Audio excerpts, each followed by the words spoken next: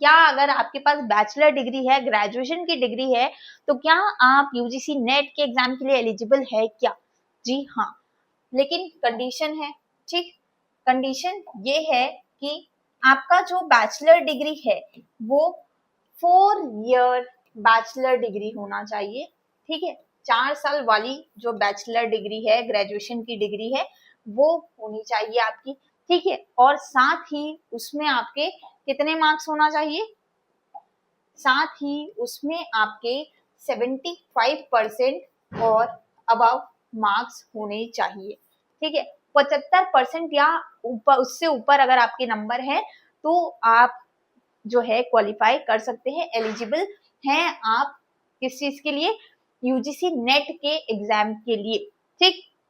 4 साल की bachelor degree यानी ग्रेजुएशन की डिग्री, साथ में 75% और अबव मार्क्स, ये किसके लिए है?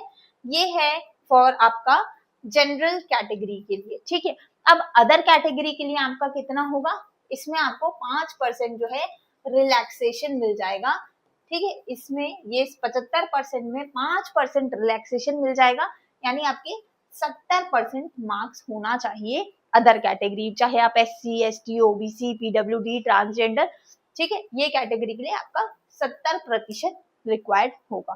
तो जिनका 4 ईयर बैचलर डिग्री है, 4 साल का बैचलर डिग्री है, ग्रेजुएशन डिग्री है, वो अप्लाई कर सकते हैं, लेकिन जनरल कैटेगरी के लिए 75% होना चाहिए या उससे ज्यादा, और अदर कैटेगरी के लिए आपका 70% या उससे ज्यादा, ठीक। लेकिन जैसे कि हमें पता है कि आप यूजीसी नेट का एग्जामिनेशन तो दे सकते हैं, ठीक है, लेकिन यूजीसी नेट के एग्जामिनेशन में जैसे हमने डिस्कस किया, क्या चीजों के लिए होता है? एक तो असिस्टेंट प्रोफेसर के लिए होता है आपका एग्जामिनेशन, दूसरा किस चीज के लिए होता है?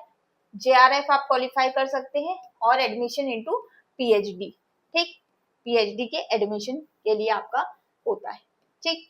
तो इसमें अगर आपके पास 4 साल का बैचलर डिग्री है तो आप असिस्टेंट प्रोफेसर के लिए जो है एलिजिबल नहीं होंगे, ठीक है।